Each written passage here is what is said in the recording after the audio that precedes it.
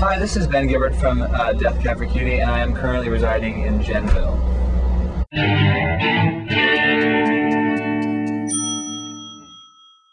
So, Ben, do you like to cook? I like to, but I'm not any good at it.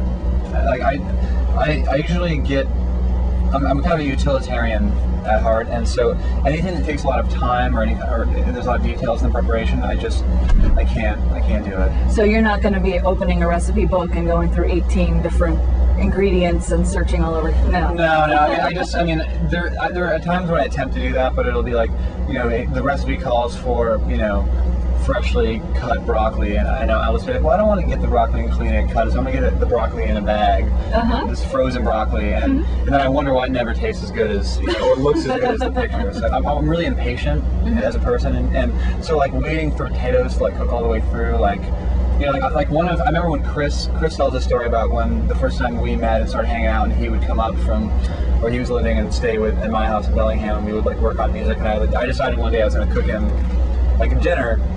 This is when I was vegan, and I decided, and I would eat this meal it was just like rice with frozen vegetables that had been thawed out, kind of, in a skillet with like curry powder, just lots of curry powder. But I never got the rice cooked all the way through, because I just never. I'm looking at it, oh, that's fine. I don't want to wait another 5 minutes. And the vegetables were. I would just always get too hungry. My blood sugar would drop too low, and I would get lazy. I'm like, I don't care if it's not cooked all the way through. So Chris talks about this like horrible meal that I made me eat. That was just like just frozen vegetables, curry powder, and not all the way cooked rice. So that's kind of giving vegans a bad name. Exactly. Well, I used to talk about like when I was vegan about opening a restaurant called Utility. That was just like it would just be vats of food, like vat of beans, vat of spaghetti, like vat of like some kind of curry kind of thing. Just big cauldrons full of like some kind of slop food, and then just like a table full of toast. Because like food tastes better on toast. Like anything tastes better on toast.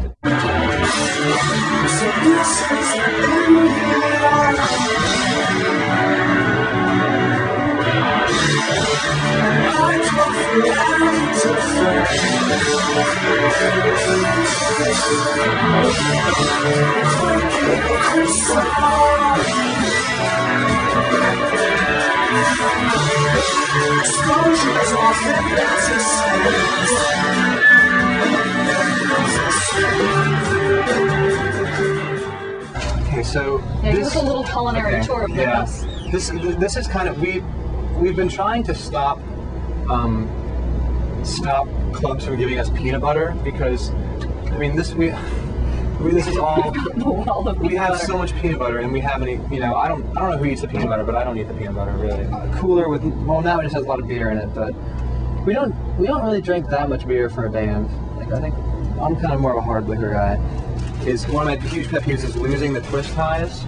Like you take 2 slices of bread, you twist it up, and then you just put the twist tie back on, and you don't have to do this move. When I was younger, my parents were kind of hippie-ish, and they wouldn't let us have like sugary cereals or stuff like that. But we were allowed like 1 box a month. My mom would go to like the commissary, which is when I was in the Navy, so go where all the Navy people shopped and get like a month's worth of food with 1 box of either Honey Nut Cheerios or Golden Grahams. And I would get the Golden Grahams and they would be gone. I'd eat the whole box. Like as soon as I got home, I'd just like go and just eat the whole box before dinner time. I had one of these for dinner tonight. It was pretty good. We have a bunch of Boca burgers in here, at least 1 left in there, which is this. You just nuke them? Yeah, just nuke them. It's a convection oven too, so we can cook them. Yeah. So I mean, I pretty much eat Boca burgers like every day. I have at least one. Like it's always like either a lunch or a dinner. And then we just have like some kind of milk and mayonnaise. I mean, nothing too exciting in here really. But overwhelmingly a healthy lineup there for the. Yeah, we have some yogurt in here. Some yogurt, that's pretty. And then just, we have some Adwala juices and things like that. So that's... Looks good. Yeah, I think it's going to work. It works out.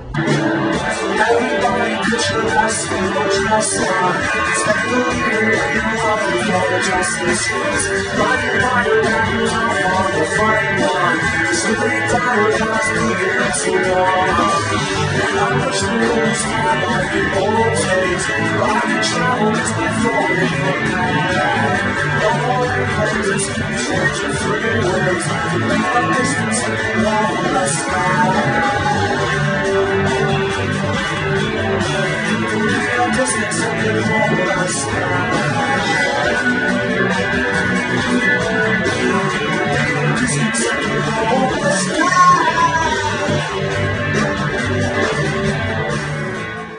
do want to say the one recipe that I learned that I think is great. Oh, sure.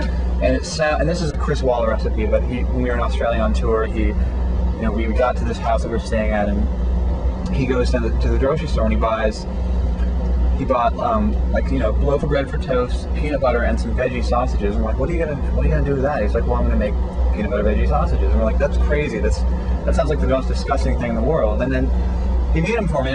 All you do is make toast, put the peanut butter on the toast, and then you grill, grill in oil usually if you can, like with veggie dogs, or you can microwave them, whatever. And then cut them up in slices and put them along the toast like an open faced sandwich.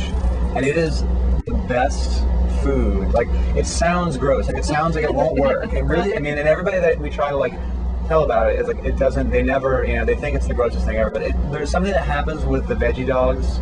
You can use real hot dogs too, and the peanut butter that just works really well. And it wasn't even like we were high and it tasted good. Like, it was like I ate them every morning when I was in Australia. Like, I'd wake up and just make a veggie dog with peanut butter. It was really filling, and it's a really nice. I don't know. It's a good breakfast. It's like a breakfast kind of food.